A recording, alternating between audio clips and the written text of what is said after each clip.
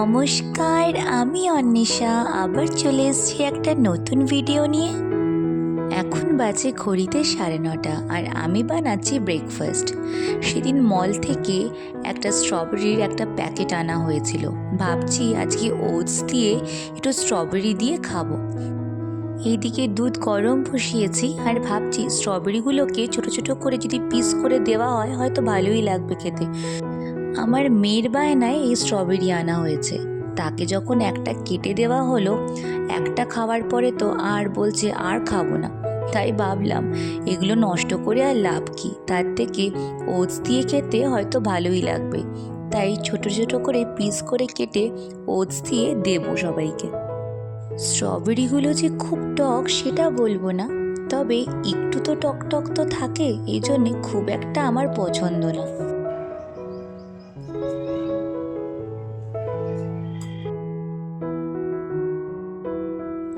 আর ওটসের সাথে মধুটাই খেয়ে থাকি।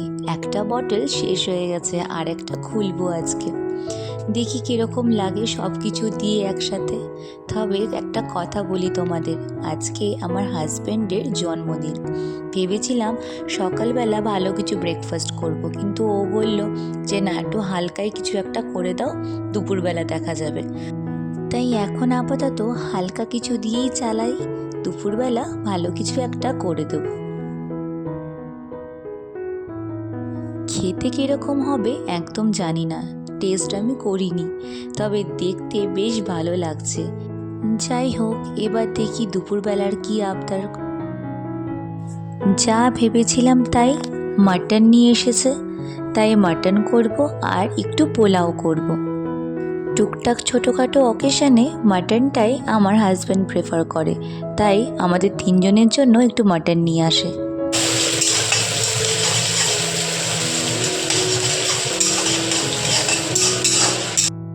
আসলে আমাদের দুপুরবেলা কোথাও একটা গিয়ে খাবার কথা ছিল, তো আমি বললাম দুপুরবেলা আর কোনো ঝামেলা করো না, তো বিকালবেলা নয় দেখা যাবে। তো ওই শুনে সাথে সাথে মাটন নিয়ে হাজির।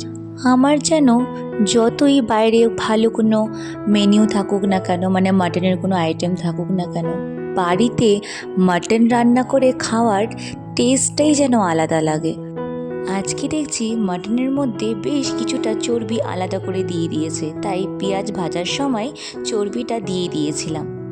আমি যেন আনতে ওকে বারণই করি যে আলাদা করে চর্বি এনো না, তো নর্মাল যেরকম মাটন হয় সেটাই এনো। খুব একটা রেওয়াজি মাটন খুব একটা আমার ভালোও লাগে না খেতে। তো ও বলে যে না, একটু চর্বি না থাকলে ঝোলটা টেস্ট হয় না, তাই প্রত্যেকবারই অল্প একটু করে নিয়েই আসে। আজকে দেখি একটু বেশিই এনেছে।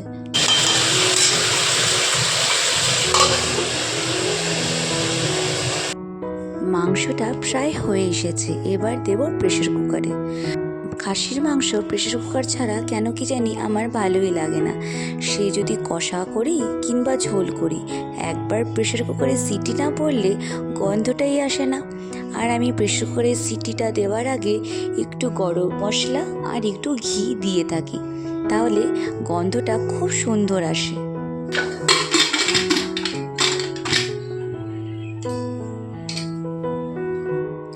আর এখানে বসিয়ে দিচ্ছি পোলাও। আগেই ম্যারিনেট করা ছিল যদিও সব কিছু দিয়ে, মানে হলুদ, গোটা গরম মশলা, আদা, ঘি, একটু সামান্য নুন, সব কিছু দিয়ে। আর অন্যদিকে অল্প করে গরম জল বসিয়ে দিয়েছি, মানে যতটা পরিমাণ এই পোলাওর মধ্যে লাগবে ততটা একটু গরম করে নিচ্ছি। নর্মাল জল দিলেও হয়, তো আজকে ভাবছি একটু গরম জলই দেবো।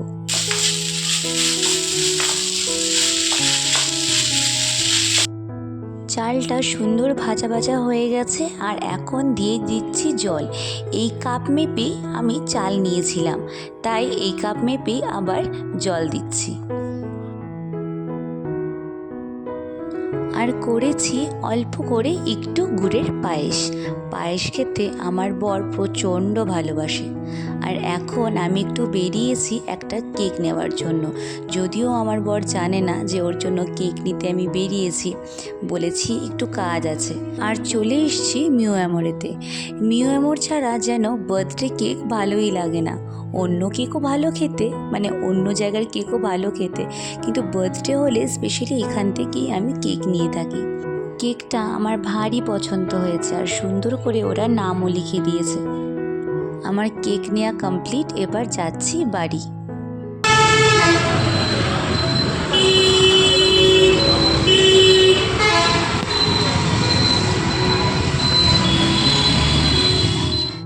এখন চলে এসেছি বাড়ি, যদিও লুকিয়ে লুকিয়ে এসেছি যাতে না দেখে ফেলে কেক এনেছি। আর ওই যে আমার মেয়ে শুয়ে আছে, ও মোটামুটি টের পেয়েছে মনে হচ্ছে। এখন ঘড়িতে বাজে প্রায় 7:30, আর হঠাৎ করে আমাদের ঠিক হয়েছে বিকালবেলা কোথাও একটা যাব। তাই ঘুরতে যাওয়ার জন্য সুন্দর করে রেডি হয়ে নিচ্ছি। কিন্তু সুন্দর করে রেডি হব কি করে? দেখো, সেদিন আইব্রো করতে গেছিলাম, সারা মুখটা কেটে দিয়েছে, মানে কপালের দিকটা। কি আর করা যাবে, বেশ ব্যথা করছে জানো। আসলে যেখানেই আমি আইব্রো করতে চাই না, সেখানে বলে তোমার স্কিনটা এত নরম, এই জন্যই কেটে কেটে যায়। তো কি আর করা যাবে, কেউ কেউ সাবধানে করে, আর সবাইকে তো ওরকমভাবে বলা যায় না যে আস্তে করে করুন। কিছু করার নেই, এইটাই সহ্য করতে হবে।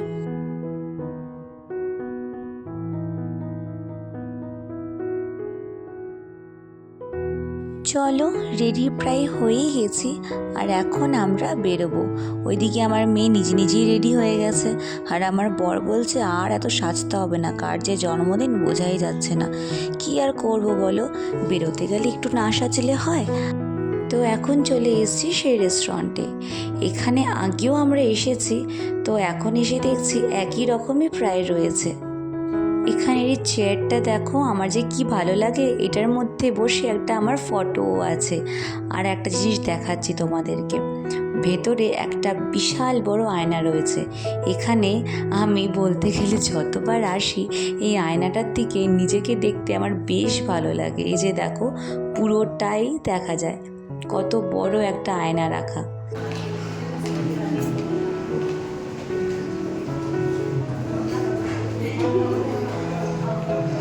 কোথায় তুই?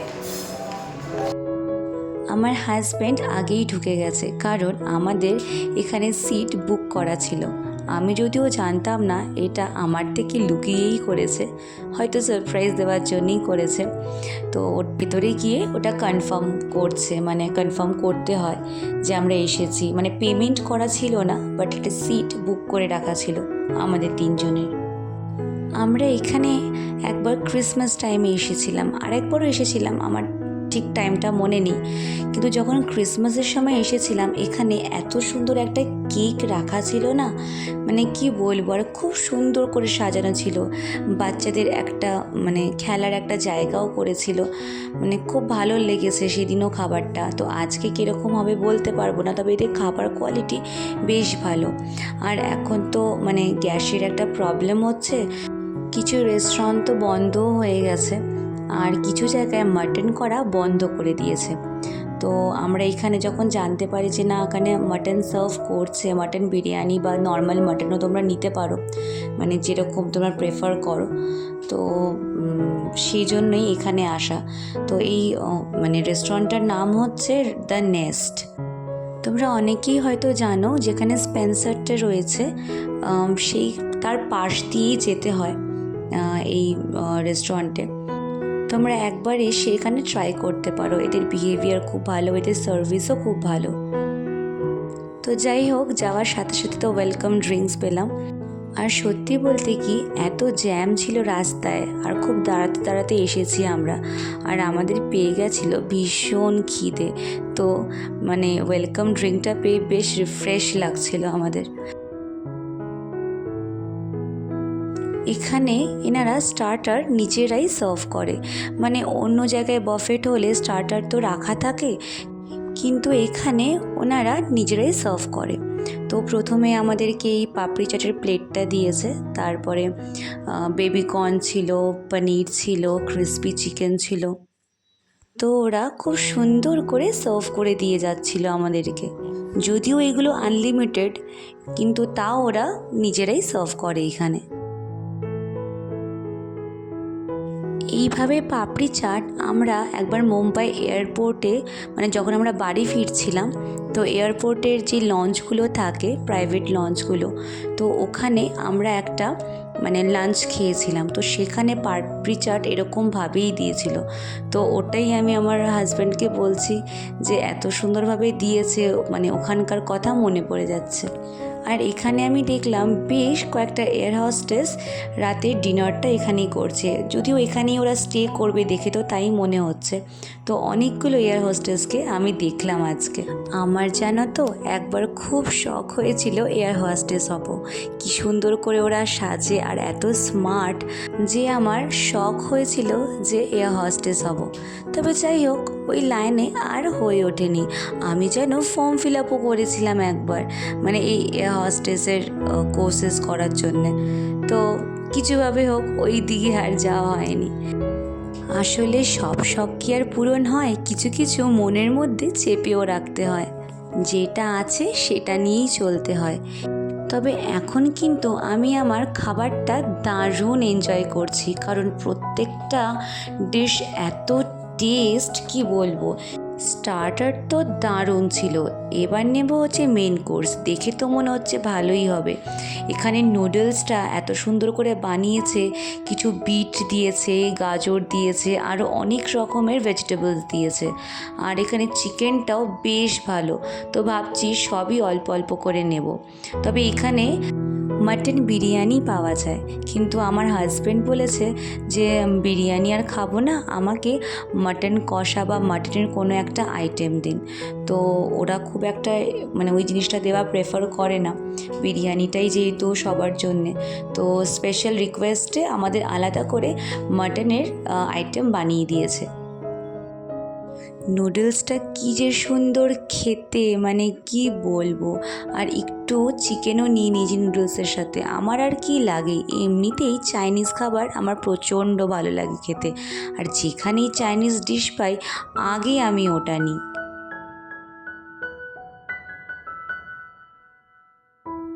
আর এই যে আমাদের মাটন চলে এসেছে, দেখো কি সুন্দর করে দিয়েছে না। একটা যদিও টেস্ট করা আমার হয়ে গেছে, দারুণ হয়েছে খেতে মাটনটা। এখানে যদিও বললাম যে বিরিয়ানিটাই মেন, তবে খুব স্পেশালি বলা হয়েছে যে বার্থডে, তো সেই জন্যই মাটনটা এইভাবে করে দিয়েছে। আর এখানে আমরা একটু বাটার নানও অর্ডার করে নিয়েছিলাম, কারণ আমার খুব ভালো লাগে বাটার নান খেতে।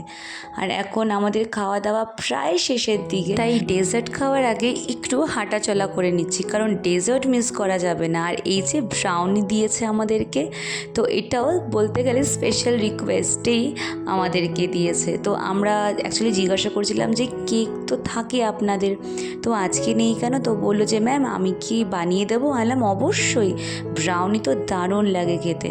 তো যাই হোক, স্পেশাল রিকোয়েস্টেই এটা বানানো বলা যায়। তো দারুণ হয়েছে ব্রাউনিটা খেতে, ভেতরে কিছু নাটসও ছিল। আর এখন আমাদের সব কিছু শেষ আর আমরা যাচ্ছি বাড়ি। তবে এখানেই শেষ না, কিন্তু আমরা এখন কাটবো কেক। সেই যে কেকটা এনেছিলাম ওটা আর কাটা হয়নি, মানে দুপুরবেলার খাবার তারপরেই বেরোনো, সেটা আর হয়ে ওঠেনি। এখন বাজে জানো কটা? 12:15। আর আমরা এখন মানে বলতে গেলে পরের দিন কেক কাটছি। ভাবো, তাড়াহুড়ো করে কেক আনলাম আর এখন খাচ্ছি কেক। তাহলে চলো ভিডিওটা আজকে এখানেই শেষ করলাম। ভালো লাগলে অবশ্যই লাইক করো, কমেন্ট করো, আর এরকম নতুন নতুন ভিডিও দেখার জন্য অবশ্যই আমার এই ছোট্ট চ্যানেলটিকে সাবস্ক্রাইব করো। আজ তাহলে আসি, ফিরবো আবার একটা নতুন গল্প নিয়ে। টাটা।